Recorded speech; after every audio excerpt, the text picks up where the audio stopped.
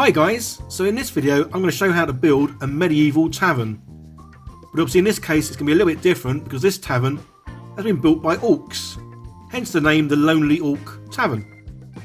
So this will be the first video in several, and in each one I'm going to do a different level. So this is the ground floor starting with, obviously. So I've been wanting to build a tavern for quite some time, I'd say at least 2-3 months or so. And the reason it's taken me so long to get around to doing it is because I've been looking at hundreds and hundreds of different reference photos of medieval taverns, medieval houses, Disney taverns, cartoon taverns, you name it. I've had a look at it if it's got a tavern or pub in it, and I just couldn't find one that suited what I wanted. And generally when I build things I like to have some sort of reference picture, or even a picture that I've drawn, just so I know roughly what I'm doing and where I'm going. But as this is an orc tavern, I really wanted it to look higgledy-piggledy and as though it was made of about 10 different buildings just sort of smashed into one. And obviously I don't think there's one out there. So that's why I thought the best solution to making this tavern is to just make it up as I go along. And that's why I started with my board and a few bits of plastic.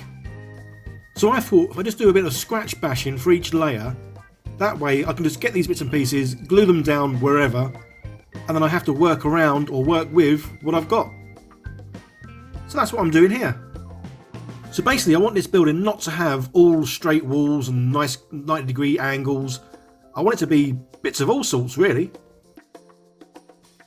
So I'm just going to glue bits around here and there. The only thing I know I definitely want, and that's to have the entrance kind of bang in the middle. And obviously using my Lonely Orc figure, I can gauge what kind of size door, entrance, well, and everything else really.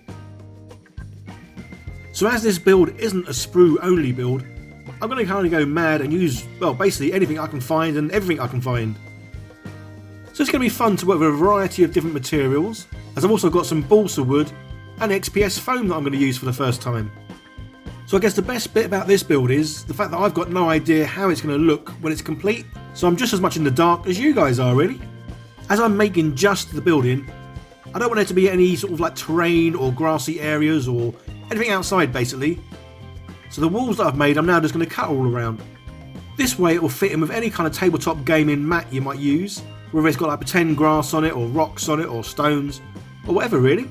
So this plywood's not bad to cut, but obviously I'm not really using the right tool here. Using a blade isn't the best of tools, but I haven't got any like junior hacksaws, so it's just a case of using what I've got really. So there we go, everything's cut out and I've got the basic shape and look of the tavern. Now I just need to tart it up and make it look good. So I've seen loads of people using the old XPS foam board, or insulation board, whatever it's called, to make big bricks with. So that's exactly what I'm going to have a go at doing. So this stuff really is nice to cut with a blade. I have to just slice it straight through. So I'm just going to cut up loads and loads of roughly the same size bricks. Obviously they don't have to be exactly the same. And then I'm going to do the same method as everyone else. Stick them in a little Tupperware box, stick in some rough stones, and then give it a good old shake. Although I haven't got any big stones, so I have to use these kind of like slate looking ones. And then give it a good old shake for a couple of minutes. As the slates were working okay-ish, I decided to add a bit more shrapnel into the box by adding some wing nuts and a few screws in there, just to help make a few more dents, and it seemed to work okay. So whilst I like the idea of using these big bricks, I am only going to use these as like a bottom layer to go all the way around this building, as I really like the sprue bricks I made and used for the wizard tower. So I'm going to use them again on this building. So I've got a fairly low melt glue gun and I'm going to use that to attach all the bricks. That's certainly going to be a nice, quick, cheap and easy way of doing it. And there we go, just keep applying bricks after bricks after bricks. Guess you could call me Bob the Builder. So I've got some balsa wood and I'm using this for the first time. Just as again, I've seen people use this quite a lot and it seems a nice easy material to work with. Especially as I don't really have many tools, being able to cut everything up with my knives is pretty handy. And then I got a wire brush just to use to sort of scratch in some marks in the wood. Although whilst it does make some marks, they're not exactly very deep, and I'm kind of thinking once I get this thing painted, the paint's going to fill in some of these indentations or scratches. So instead I'm going to use a sharp pokey tool and use that to scratch in some much deeper marks, and you'll certainly still be able to see these once it's all painted.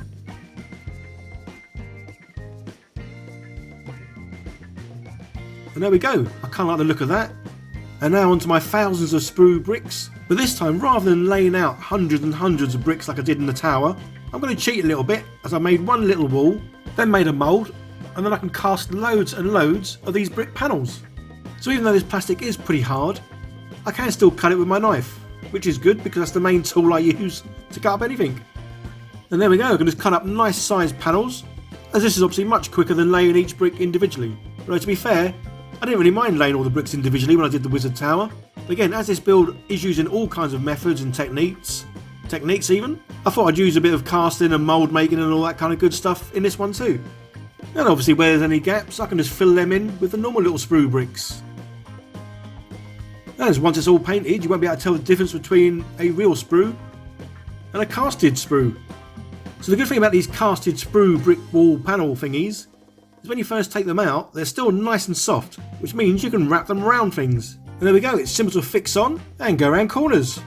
And once it's fully cured, obviously it will stay in this shape anyway. So here's something I'm obviously very excited about. As some of you may know, I have got a 3D printer, so I can now make little bits where I need them. And in this case, I've made the sign. So I've only had the printer for about a week now, and I say I'm very proud of myself because I made this sign all on my own. So I think I almost deserve a pat on the back, if not at least a couple of cookies.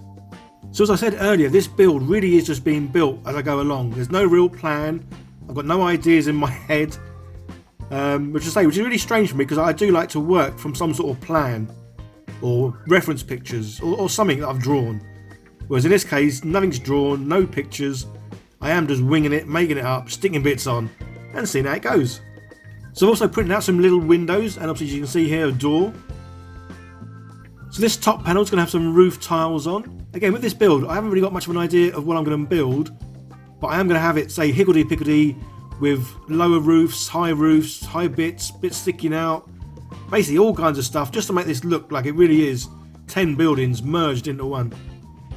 So again, for this, I'm using the sprue panels, cut up into sort of like slates, tiles, or even wooden panels, I'm not too sure yet, just so I can try and get a bit of all kinds of materials in this one build. And obviously, I do love using sprues wherever possible. To make it easier for the next floor to lay onto the top of this floor, I'm just going to go around the outer edges of this floor with some more balsa wood, just as a nice flat top to rest the next piece on, really. As I don't want the inside walls to be perfectly smooth, I'm going to use my good old expensive grout from Wilco, and using my expensive tool, I'm just going to roughly do a bit of plastering on the inside. But again, I want this to be really rough and, well, uneven, so I am just slapping this stuff on. So for the floorboards, I'm just going to use these coffee stirrers, and I'm simply going to use some PVA glue to stick them down.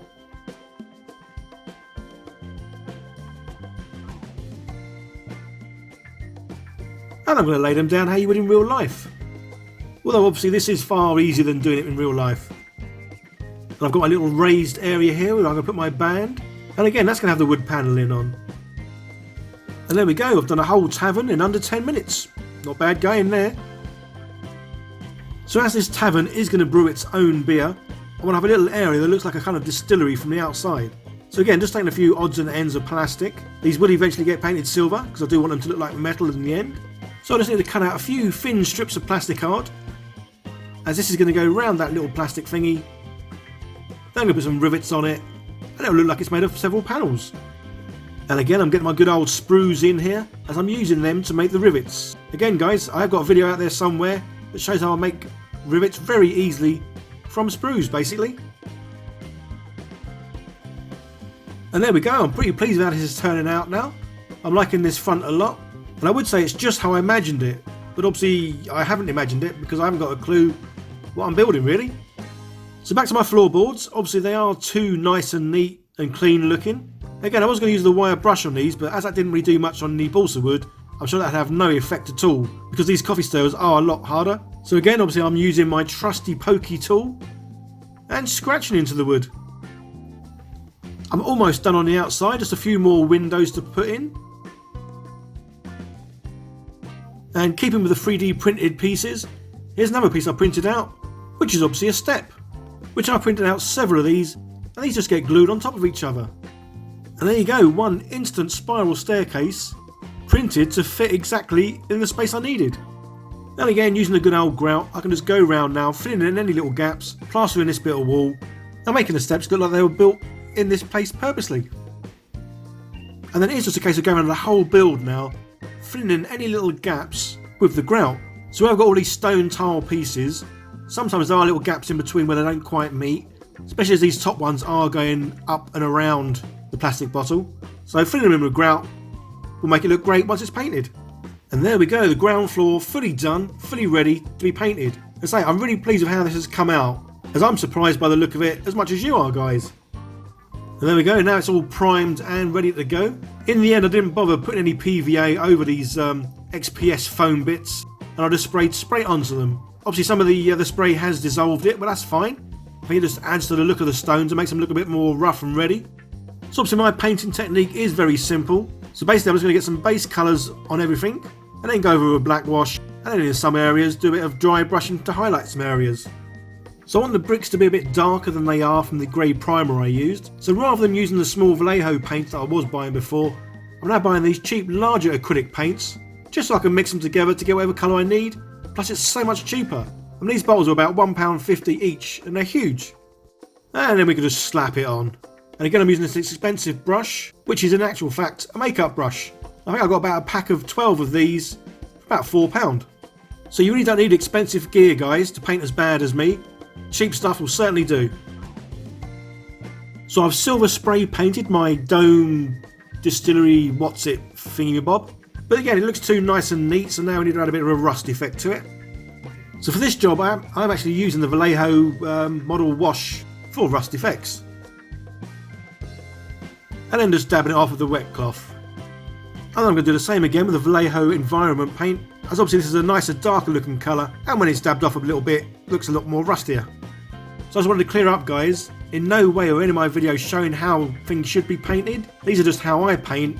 I have fun doing it, and obviously I like it. If you don't like it, that's fine. You paint it your way, I'll paint it my way. So now everything's got the base colours on, I can just go over the whole thing with a black wash. And in this case I really am applying it quite liberally. But obviously if I was painting a minifigure, then I would use a lot less. I do still like to use a wet cloth though to just dab off any excess, as I really just want the dark areas in all the nooks and crannies. And there we go, I love how simple the black wash is, but how effective it looks. As you can see here from the panel I've done to the panel next to it, it's such a big difference. And I'm basically going to do the same to everything in this build. So the inside is going to get it as well, because I don't want the inside to look too nice and clean. Because obviously this is meant to be an old tavern, run by orcs, inhabited by all and sundry. So it is going to be dirty, disgusting and grimy inside. And obviously the floors are no exception. And there we go, I love how it's all come out. It does look nice and aged and old and, well, lived in.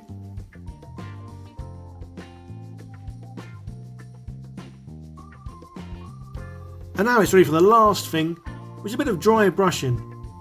And I love how dry brushing really makes bricks look like, well, bricks.